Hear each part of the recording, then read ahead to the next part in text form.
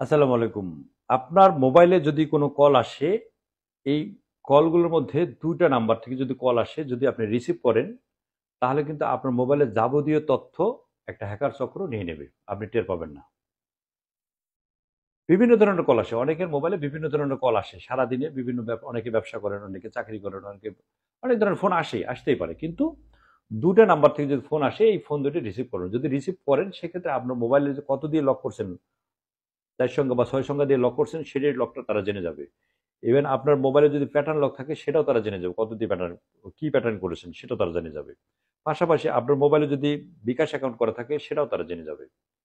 আপনার মোবাইলে যদি নগদ অ্যাকাউন্ট করা থাকে, সেটাও জেনে যাবে। আপনার মোবাইলে যদি উপায়ের অ্যাকাউন্ট থাকে, সেটাও তারা নিয়ে নেবে। অর্থাৎ আপনার মোবাইলে যদি ব্যাংকিং কোনো অ্যাকাউন্ট থাকে, তারা এমনিতেই তারা নিয়ে, যদি ফোনটা রিসিভ করেন, তাতেই তারা নিয়ে যাবে। আপনার মোবাইল থেকে যে অনেক সময় বলে যে আপনার ওই একটা পিন নাম্বারটা কত, পিন নাম্বার বলেন। পিন নাম্বার আর বলা লাগবে না। শুধু ফোন রিসিভ করলেই তারা নিয়ে নেবে। ফোনটা আসার সাথে, সাথে আপনি যখন রিসিভ করবেন, আপনাকে বলবে যে আপনার অ্যাকাউন্টটা সাময়িকভাবে স্থগিত করা হয়েছে। আপনার অ্যাকাউন্টে যে টাকাটা আছে, এই টাকাটা আপনি সাময়িকভাবে স্থগিত করেছে, আপনি টাকাটা লেনদেন করতে পারবেন না। এটা চালু করতে চান কিনা? এই ধরনের কথা বলবো। অথবা আপনার মোবাইলে একটা ভুয়া মেসেজ দেবে যে আপনার মোবাইলে আমার ৫,০০০ টাকা গেছে, টাকাটা যদি ফেরত দেন। এই ধরনের কথা বলবে। অর্থাৎ কথা বলতে, বলতে আপনাকে এঙ্গেজ করে ফেলবে। ৫-৭ মিনিট বা ৩ মিনিট যদি এঙ্গেজ করে ফেলতে পারে, এই ফাঁকে তারা আপনার যে তথ্যগুলো আছে, তথ্যগুলো তারা নিয়ে নেবে। নিয়ে আপনার মোবাইলে যে টাকাগুলো আছে, তারা সব টাকাগুলো নিয়ে নেবে। বিশেষ করে যাদের মোবাইলে, যারা অ্যান্ড্রয়েড মোবাইল ব্যবহার করেন, যাদের মোবাইলে হোয়াটসঅ্যাপ এবং ইনস্টাগ্রাম অ্যাকাউন্ট আছে, তারা কিন্তু আরো বেশি বিপদে। তাদের থেকে আরো বেশি এই জিনিসগুলো নিয়ে নিচ্ছে। আমরা একটু সচেতন হওয়া দরকার, একটু সতর্ক হওয়া দরকার। এই ভিডিওটা বাংলাদেশ এবং প্রবাসী যারা আছে, সবার জানা দরকার। প্রত্যেকটা লোকের জানার দরকার যে কোন ফোন থেকে কল আসলে, মানে কোন কল থেকে কল আসলে এই কলটা রিসিভ করা যাবে না, এটা সবারই জানা দরকার। এই প্রতারক চক্রের হাত থেকে বাঁচতে গেলে আমাদের একটু সতর্ক থাকতে হবে। যে নাম্বার থেকে ফোন আসলে, কল আসলে আপনি রিসিভ করবেন না।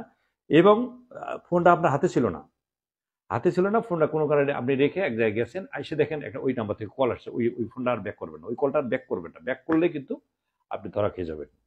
নাম্বারটা হচ্ছে, যদি অনেক একটা নাম্বার ফোন করলে দেখবেন অনেকগুলো সংখ্যা আসে, এই সংখ্যার প্রথম সংখ্যা ৩টা দেখবেন। প্রথম সংখ্যাটা একটা প্লাস থাকবে, তারপরে দুটো 9 থাকবে।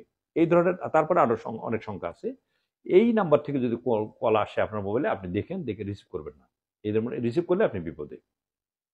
পরবর্তীকালে যদি আপনি এটা ব্যাক করেন, রিসিভ করতে পারলেন না তাৎক্ষণিক, পরবর্তীকালে ব্যাক করেন, সেক্ষেত্রে আপনি বিপদে পড়তে পারেন। আরেকটা নাম্বার হলো, সেম একই জিনিস, অনেকগুলো সংখ্যা থাকবে, তার আগে সর্বপ্রথম লাগিয়ে দেবো প্লাস, তারপর দেখবেন 92, অর্থাৎ +99 এবং +92, এই দুটো সংখ্যা সামনে থাকবে।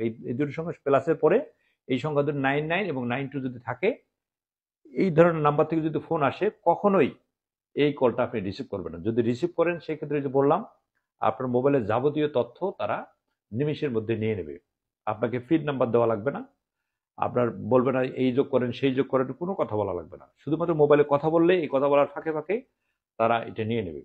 যারা দোকানদার আছেন, যারা এই যে ব্যাংকিং ব্যবসা যারা করেন, ওই নগদ, বিকাশ, উপায়, এই ধরনের যারা ব্যবসা করেন, তাদেরকে এই ধরনের, প্রথমত এই ধরনের কথা বলবে যে আপনার মোবাইলটা স্থগিত করা হয়েছে, একটা মোবাইলে একটা মেসেজ গেছে, আমি টাকাটা ব্যাক করে দেন, আপনি এই নাম্বার থেকে একটা ফোন দেন, একটু ফাঁকে যান। এই গত পরশু দিনের একটা ঘটনা, আমার থানায় আসছিল একজন, সেম এক কাহিনী। অনেক কাহিনী আমরা শুনে আসছি, কিন্তু এখন এই যেটা হচ্ছে, এটা নতুন একটা কাহিনী। নতুন একটা হ্যাকার চক্র এই মানে এই কাজটা তারা করে আসতেছে।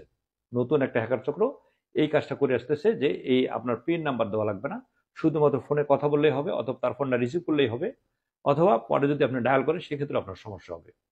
কাজেই আমি মনে করি, বাংলাদেশ এবং বাহিরে, দেশের বাইরে যারা বাংলা ভাষাভাষী মানুষ আছেন, আমি তাদের কাছে বিনীত অনুরোধ থাকবে, যারা মোবাইল ফোন ব্যবহার করেন, অবশ্যই অবশ্যই এই জিনিসটা অবশ্যই সবাইকে শেয়ার, নিজে তো করবেনই, পাশাপাশি আপনি এই ভিডিওটা শেয়ার করে দিবেন, যাতে আপনার শেয়ারের মাধ্যমে আপনার ফেসবুকে অনেক ফ্রেন্ড আছে, তারা একটু জেনে গেল, তারা আপনার মাধ্যমে উপকার হলো। আপনি বাইরে থাকেন, বাড়ির বাইরে থাকেন, আপনার ফ্যামিলির যারা সদস্য, তারাও আপনার সদস্য, তাদেরকে আপনি শেয়ার করলেন।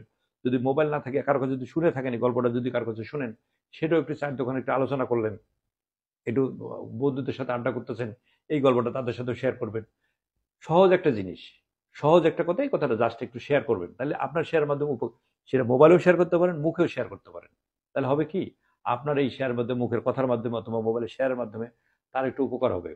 আপনার একটু, এটা ভালো একটা দিক, মানুষের উপকার করা একটা ভালো দিক। আপনার শেয়ার, আপনার মুখে শেয়ার অথবা মোবাইলে শেয়ার, বলবেন যে এইরকম কারো মোবাইলে যদি কল আসে, কলের আগের সংখ্যা যদি +99 থাকে এবং কলের আগেই প্রথম যে সংখ্যাটা তার মধ্যে যদি +92 থাকে, এই ফোন কল দুইটা আপনি রিসিভ করবেন না। যদি রিসিভ করেন তাহলে বিপদে পড়বেন না। হ্যাঁ, আপনি তাৎক্ষণিক রিসিভ করতে পারেন না, পরবর্তীতে ব্যাক করবেন না, এটাও করবেন না। এই নাম্বার দেখলে আপনি দূরে সরে যাবেন, কোনো কথা বলার প্রয়োজন না। আর বিশেষ করে যারা বিকাশ, নগদ, উপায় এই ধরনের যাদের অ্যাকাউন্ট আছে, যে যে ধরনের কথা বলুক না কেন, আপনার কোনো দিনও শুধু একটা জিনিস মনে রাখবেন, বিকাশ, নগদ, উপায় কর্তৃপক্ষ কখনো আপনাকে ফোন করে বলবে না যে আপনার এই অ্যাকাউন্ট স্থগিত করা হয়েছে, আপনার লেনদেন সাময়িকভাবে স্থগিত বন্ধ করা হয়েছে, চালু করতে চান কিনা, কখনোই তারা বলবে না, কখনোই ফোন করবে না তারা।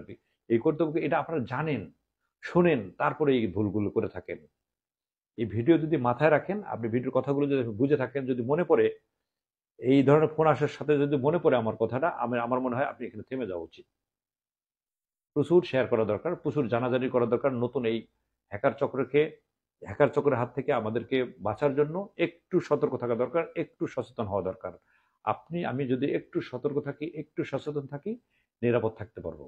আপনার আমার সতর্কতা আপনাকে আমাকে নিরাপদ রাখবে।